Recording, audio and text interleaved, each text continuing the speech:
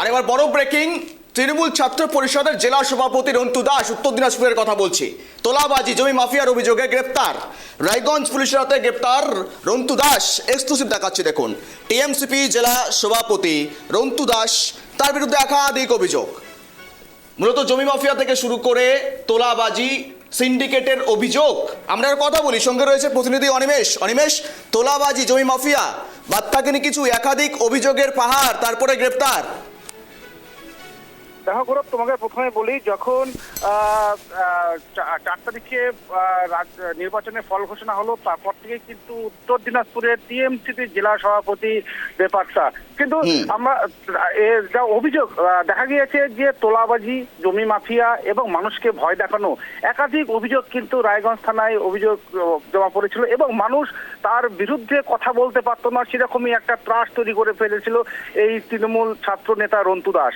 সেই কারণেই যখন একাধিক অভিযোগ, সরকার পালাবদলের পর যখন একাধিক অভিযোগ আসা শুরু হয় রায়গঞ্জ থানায়, তারপর রায়গঞ্জ থানার পুলিশ কিন্তু তৎপর হয় এবং যখন মুখ্যমন্ত্রী যেখানে বলছে যে যারা দুর্নীতির সঙ্গে যুক্ত হয়ে কাউকে রেয়াত করা হবে না, কিন্তু পুলিশ আরো তৎপর হয়ে উঠে তারপরে কিন্তু খোঁজ শুরু করে সেই রন্তু দাসকে। সেই রন্তু দাসের খোঁজ মিলল কলকাতা থেকে। সে গতকালকে রায়গঞ্জ থানা পুলিশ কলকাতা থেকে সেই রন্তু দাসকে আটক করেছে। আটক করে কিন্তু রায়গঞ্জ থানায় আনা হয়েছে। আজকে তাকে কোর্টে তোলা হবে বলে পুলিশ সূত্রের খবর। তো বলা যেতে পারে এই রন্তু দাস ছাত্রনেতা এবং তার যে টিম ছিল, সেই টিম নিয়ে কিন্তু বিভিন্ন এলাকায় দাপিয়ে বেড়াতো এবং বিভিন্ন কাশিবাটি এলাকায় মানুষের জমি দখল করার অভিযোগ এবং মানুষকে মারধর, ভয় দেখানোর অভিযোগ, এরকম ভাবে কিন্তু বিভিন্ন এলাকায় একটা ত্রাস সৃষ্টি করেছিল বলে সাধারণ মানুষের বক্তব্য উঠে আসছে এই তথ্য।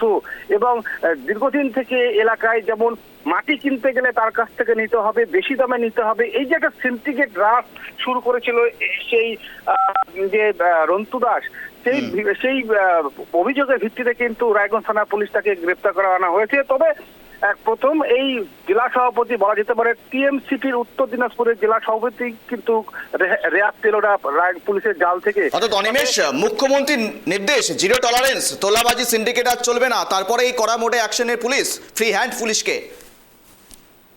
একেবারে গৌরব বলা যেতে পারে, দেখো মুখ্যমন্ত্রীর বার্তার পরে কিন্তু অ্যাকশন মোডে কিন্তু পুলিশ আমরা দেখেছি রায়গঞ্জের বিভিন্ন এলাকায় কিন্তু পুলিশের নজরদারি এবং যারা যুক্ত রয়েছে, যারা ক্রাইমের সঙ্গে যুক্ত রয়েছে, পুকুর ভরাট থেকে শুরু করে একদম যারা মাটি মাফিয়া থেকে শুরু করে যারা মানুষের সঙ্গে অত্যাচার করেছে, এরকম ভরি ভরি যাদের নাম পাচ্ছে রায়গঞ্জ থানা পুলিশ, তাদের বিরুদ্ধে কিন্তু অ্যাকশন নিচ্ছে। বলা যেতে পারে রায়গঞ্জ শহরে বেশিরভাগ মানে বাড়ির বাইরে রয়েছে, কারণ তাদের বিরুদ্ধে ভরি ভরি অভিযোগ থাকার পরে কিন্তু তাদের বিরুদ্ধে কিন্তু পুলিশ তল্লাশি শুরু করেছে, তাদের খোঁজ নিচ্ছে, সে আতঙ্কে কিন্তু তারা বাইরে রয়েছে। একটাই প্রশ্ন, সাধারণ মানুষ বলছেন যে এতদিন থেকে যারা রাজ করেছে, মানুষকে পাত্তা দেয়নি, মানুষের বিরুদ্ধে অত্যাচার করেছে, আজকে তারা ফেরার কিন্তু পুলিশ কাউকে রেয়াত করবে না এবং তাদেরকে অবিলম্বে গ্রেপ্তার করবে। এবং পুলিশ সূত্রের খবর যে 2-4 দিনের মধ্যে কিন্তু আরো বড় বড় মাথা কিন্তু গ্রেপ্তার হওয়ার সম্ভাবনা রয়েছে, পুলিশ সূত্রের খবর। তবে দেখা যাক, এই রন্তু দাসকে গ্রেপ্তার করার একটা রাজনৈতিক চর্চা শুরু হয়েছে উত্তর দিনাজপুর জেলা জুড়ে। গৌরব, বেশ ধন্যবাদ অনিমেষ, নজর রাখো। তোলাবাজি জমি মাফিয়া সিন্ডিকেটের অভিযোগ, সিন্ডিকেট রাজ দীর্ঘদিন ধরে চলছিল। এই রন্তু দাসের বিরুদ্ধে একাধিক অভিযোগ কলকাতা থেকে রায়গঞ্জের পুলিশ সেখানে গিয়ে কলকাতা পুলিশের যৌথ উদ্যোগে তাকে আটক করে রায়গঞ্জ থানায় নিয়ে এসেছে। আজ আদালতে পেশ করা হবে তৃণমূলের ছাত্র পরিষদের জেলা সভাপতি রন্তু দাসকে। উত্তর দিনাজপুরের জেলা সভাপতি, এমনটা জানা গেল।